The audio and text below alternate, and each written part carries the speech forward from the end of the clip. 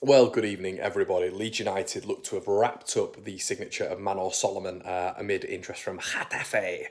Leeds United seem to have beaten the Spanish La Liga side to the signing of Manor Solomon, which is really good news in terms of the calibre and quality of the player. Obviously, we know we can play at a higher level.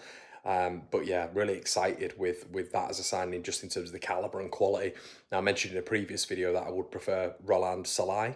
That would be my preference, but it doesn't mean that Manor Solomon isn't good enough for this level. At all. It's a calibre and quality conversation, and it's going to be interesting to see now what happens. Does he come in on the left, and then does Nonto go into the 10, and then James on the right, or are we going to but get Aronson still in there? Is Perot going to be involved in the conversation? But Fabrizio Romano has put out there that it is going to be a here we go.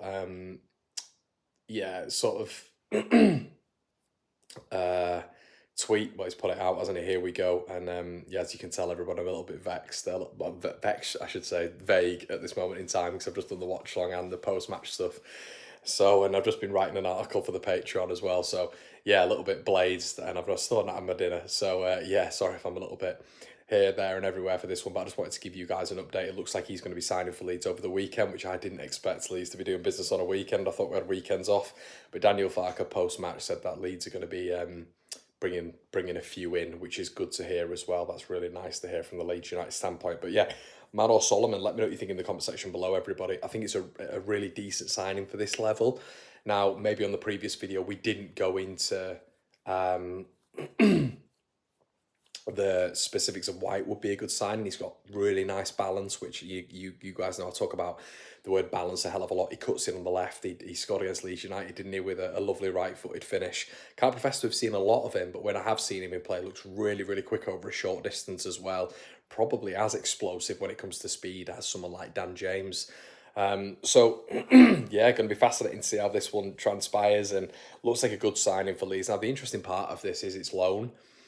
Not a permanent signing, of which Farker did mention that he wants permanent signings and he doesn't really want loans in. So that's going to be interesting to see how that sort of transpires when it comes to the club.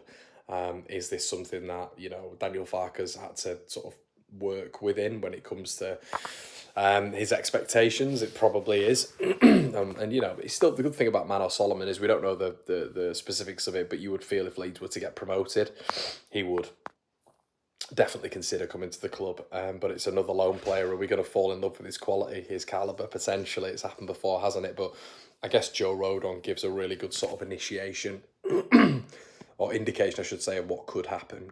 A really successful loan at the club, and then a permanent signing, of course, which happened with him even when we were in the Championship. Now, the beautiful thing as well is Joe Rodon's there to welcome him in. Obviously, he'll know him from those Spurs days. And, he'll be able to give Solomon a little bit of a welcome in, of which I'm sure the Leeds United players will do as well. But it's another boost for the squad as well.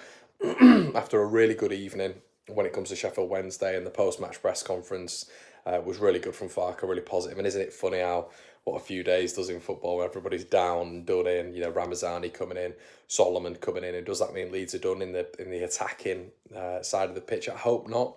I have to say I hope not. I'd like us to bring one more in and then a fullback. But when I'm talking about the attacking side of it, you can bring in a number 10 or a number 8, and that could suffice really. But yeah, it's going to be interesting to see if he's going to be a bit of a bench option, or if, because Leeds have got him in on loan, and we know this is a tough sort of strategy for Leeds to get players in on loan. Does this mean that he's going to be sort of guaranteed a certain amount of playing time, because Leeds have sort of held strong on that in terms of them not doing it because they don't want to be held to ransom by clubs. But it feels like we've built up a really good relationship with Tottenham, which I think is really important. Rodon, Gray, now Solomon, really, really important to build those established relationships in the Premier League. I thought we maybe could have exploited Chelsea a little bit more with the relations when it's come to Ampadu and previous sales in the past.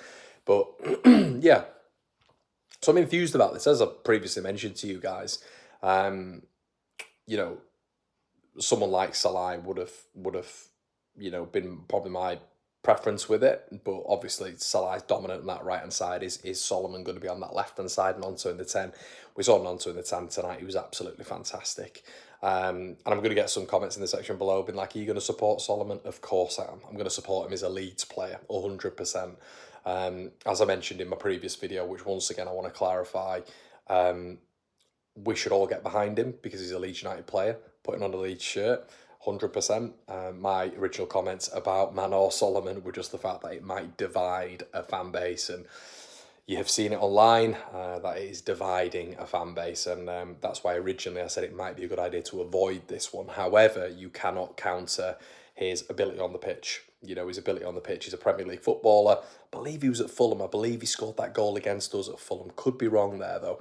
I'm sure you guys will let me know in the comment section below. This is just a bit of an instant reaction to Romano's tweet not long ago, which was that he'll be completing his medical tests, I believe, tomorrow, and he'll be signing for Leeds on loan. So it's interesting that Farker mentioned almost multiple signings coming in, of which we need. But this is a good start. You know, Ramazani coming in yesterday, Solomon on loan. As I've said, the loans, I don't know, maybe I'm just been a bit pessimistic with that. I'd have loved to have got like 4 permanent signings. You know, we've had Somerville go out, haven't we? We've had Rutter go out, we've had Gray go out, we've had Kamara go out, Craswell, Rocker, all on permanents where they've made a book. And I kind of wanted us to just bring in permanents. But it is the way of the world. Maybe there's going to be a little obligation in there or an option as we've got with Joe Rothwell to bring him in, you know, on a permanent signing. Obviously with Leeds United, that's going to be preferential. So let me know, excuse me, let me know what you guys think in the conversation below.